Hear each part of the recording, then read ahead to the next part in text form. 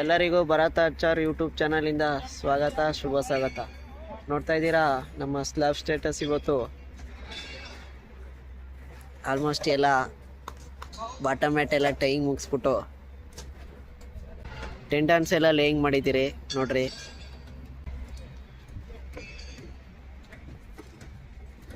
ಇದೊಂದು ನೋಡ್ರಿ, ಇಲ್ಲಿ ನೋಡ್ಬೋದು ನಿಮಗೆ 2 ಟೈಪ್ಸ್ ಆಫ್ ಸ್ಲ್ಯಾಬ್ ತೋರಿಸ್ತೀರಿ ಇಲ್ಲಿ. ಇದು ಬಂದು ಪೋಸ್ಟ್ ಟೆನ್ಷನಿಂಗ್ ಆರ್ ಪೋಸ್ಟ್ ಟೆನ್ಷನ್ಡ್ ಸ್ಲ್ಯಾಬ್.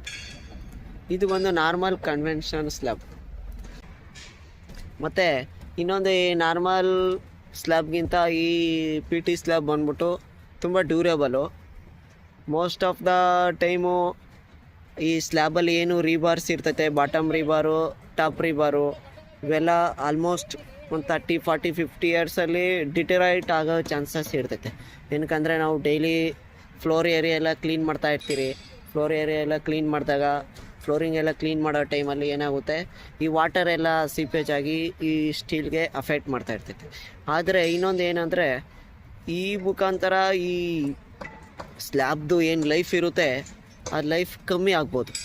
ಈ ಪಿ ಟಿ ಸ್ಲ್ಯಾಬಲ್ಲಿ ನಾವು ಏನು ಇದು ಟೆಂಡನ್ಸ್ ಎಲ್ಲ ಪ್ಲೇಸ್ ಮಾಡಿ ಸೈಡು ಸ್ಟ್ರೆಸ್ ಮಾಡೋ ಏರಿಯಾ, ಅಂದರೆ ಇಲ್ಲಿ ಆ ಟೆಂಡನ್ಸ್ನ ನಾವು ಒಂದು ಸೈಡು ಫಿಕ್ಸ್ ಮಾಡಿಬಿಟ್ಟು ಈ ಸೈಡ್ ಫಿಕ್ಸ್ ಮಾಡಿ ಇನ್ನೊಂದು ಸೈಡು ಸ್ಟ್ರೆಸ್ ಮಾಡೋ ಮುಖಾಂತರ ಇದಕ್ಕೇನಾಗುತ್ತೆ, ಇದೆಲ್ಲ ಡಿಸೈನ್ ಟೀಮಲ್ಲಿ ಬರುತ್ತೆ.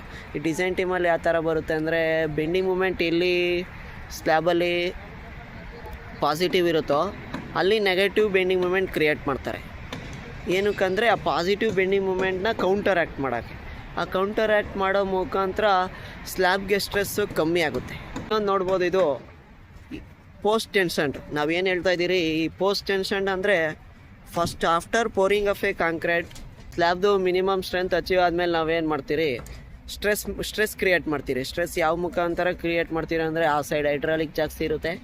ಆ ಹೈಡ್ರಾಲಿಕ್ ಜಾಕ್ಸ್ಗೆ ಈ ಟೆಂಡನ್ಸ್ನ ಪ್ಲೇಸ್ ಮಾಡಿ ನಾವು ಇದನ್ನು ಎಳೆಯೋದು. ಎಷ್ಟು ಎಳಿಬೇಕಂತ ಲಿಮಿಟ್ ಎಲ್ಲ ಇರುತ್ತೆ. ಅದು ಲಿಮಿಟು ಡಿಪೆಂಡ್ಸ್ ಅಂತ ಡಿಸೈನರ್ ಅವೆಲ್ಲ ಸ್ಪೆಸಿಫೈ ಮಾಡ್ತಾರೆ. ಇನ್ನೊಂದೇನೆಂದರೆ, ಇದರಲ್ಲಿ 2 ಲೇಯರ್ಸ್ ಇರುತ್ತೆ ಟೆಂಡನ್ಸು. ನಾವಿವಾಗ ಆ್ಯಕ್ಚುಲಿ 1 ಲೇಯರ್ ಪ್ಲೇಸ್ ಮಾಡಿದ್ದೀರಿ ಶಾರ್ಟ್ ಸೈಡು. ಇನ್ನು ಲಾಂಗರ್ ಸೈಡ್ಸ್ ಎಲ್ಲ ಟೆಂಡನ್ಸ್ ಪ್ಲೇಸಿಂಗ್ ಬ್ಯಾಲೆನ್ಸ್ ಇದೆ. ಇದನ್ನು ನಾಳೆ ಸ್ಟಾರ್ಟ್ ಮಾಡಬೇಕು. ಮತ್ತು ನೋಡ್ತಾ ಇದ್ದೀರಾ ಗಾಯ್ಸ್, ಇದು ಸ್ಟ್ರೆಸ್ಸಿಂಗ್ ಎಲ್ಲ ಕ್ರಿಯೇಟ್ ಮಾಡಿದ್ದಾದಮೇಲೆ, ಅಂದರೆ ಏನು ಟೆಂಡನ್ಸ್ ಇರುತ್ತೆ ಅವನ್ನೆಲ್ಲ ಎಳ್ದು ಸ್ಟ್ರೆಸ್ ಮಾಡಿ, ಮತ್ತು ಈ ಡಕ್ಟ್ ಇರುತ್ತಲ್ಲ, ಈ ಡಕ್ಟ್ ಅಂದರೆ ನೋಡ್ರಿ, ಇದು ಬಂದು ಡಕ್ಟು. ಇದು ಆಲೋ ಇರುತ್ತೆ. ಇದರಲ್ಲಿ ಆಲ್ರೆಡಿ 2 ನಂಬರ್ಸ್ 3 ನಂಬರ್ಸ್ ಈ ಥರ ಟೆಂಡನ್ಸ್ ಪ್ಲೇಸ್ ಮಾಡಿರ್ತಾರೆ. ಇವು ಬಂದು ಈ ಟೆಂಡನ್ಸು ಹೆವಿ ಟೆನ್ಸೈಲ್ ಸ್ಟ್ರೆಂತ್ ಇರುತ್ತೆ. ನಾರ್ಮಲ್ ನಾವೇನು ಸ್ಟೀಲ್ ನೋಡ್ತೀರಿ ಆ ಥರ ಅಲ್ಲ.